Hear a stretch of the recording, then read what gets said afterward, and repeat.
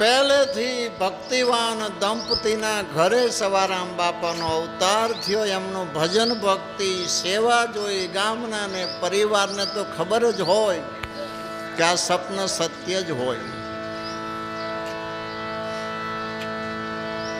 હવે જો આ વાતચીત ચાલે છે ત્યાં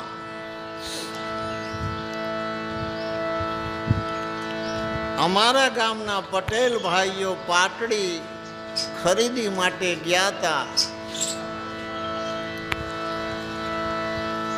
ત્યાં વેપારીનું રૂપ લઈ 5 મણ બાજરીને 1 મણ મગ આપીને કીધું કે આ સવા ભગતને આ પહોંચાડી દેજો ને મારો સંદેશો દેજો ભગતને કે આ સદાવ્રત ચાલુ કરે.